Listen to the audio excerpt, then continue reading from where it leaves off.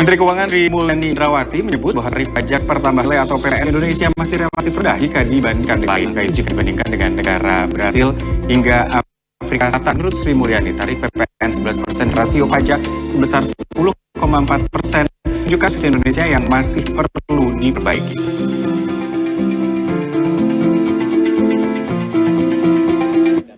Hal itu disampaikan Sri Mulyani dalam pemaparannya mengenai paket kebijakan ekonomi yang diluncurkan pemerintah menyusul penetapan tarif PPN sebesar 12% yang berlaku Januari 2025.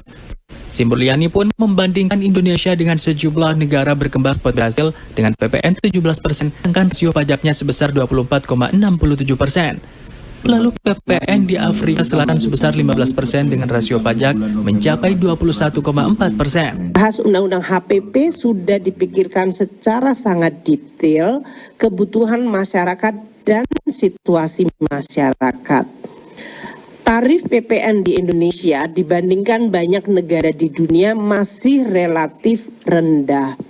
Kalau kita lihat baik di dalam negara-negara yang sesama emerging atau dengan tentu negara di region maupun dalam G20.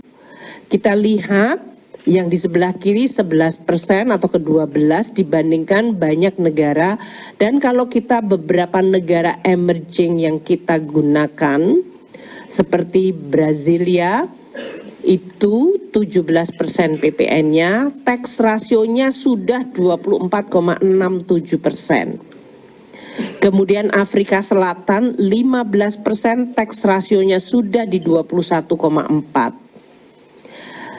India 18% PPN dengan tax rasio mereka di 17,3%.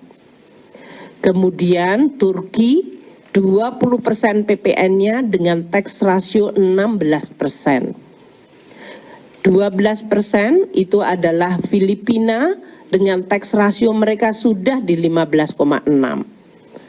Dan Meksiko PPN-nya 16%, tax rasio mereka di 14,46%. Jadi Indonesia saat ini dengan 11%, tax rasio kita masih di 10,4%, bisa memberikan gambaran pekerjaan rumah dan perbaikan yang harus kita lakukan. Tidak selalu bahwa kita harus naik setinggi yang lain, tapi ini juga menggambarkan di mana posisi Indonesia. Tadi telah disampaikan oleh Pak Menko, di dalam menjalankan policy ini kita sungguh berhati-hati.